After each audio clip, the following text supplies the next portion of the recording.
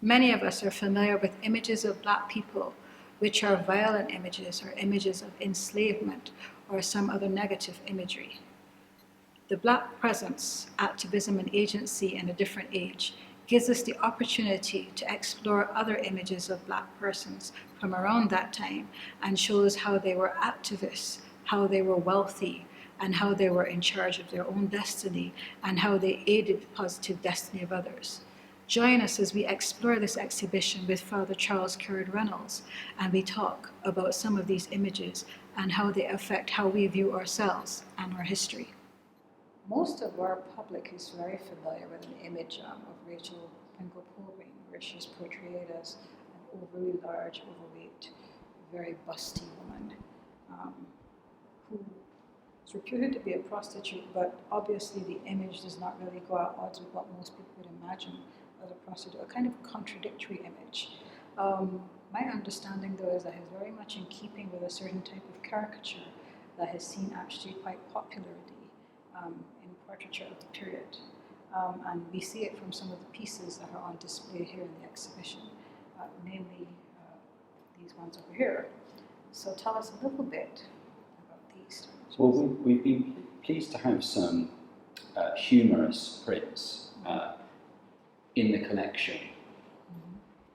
And these two portray, well, the one below, a sort of West Indian stereotype in a way of how awful it is to be a West Indian arriving in Britain. The experience of going from this wonderful hot climate to perhaps sailing up the Thames and having to disembark in the cold and the fog. And here is a print from 1835, and you can see everyone...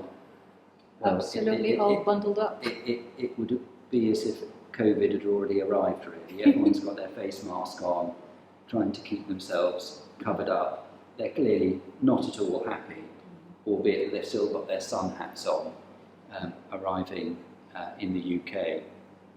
And the one above, a bit later in the 19th century, is an image of a very well-dressed, middle-class, upper-middle-class couple who have got married, and it's that moment in the service when the priest is calling the banns and he declares who the groom is, and everyone is looking around to see who is he going to marry, and then it declares the name of the bride, and you can see everyone's eye is swivelling in church to the demure bride who is hiding her face behind a fan and a veil, and yet the couple is looking very pleased with themselves for having got engaged. So these are two kindly forms of humour, and in the collection we've been keen to have this sort of generous form of humour, because there's a lot of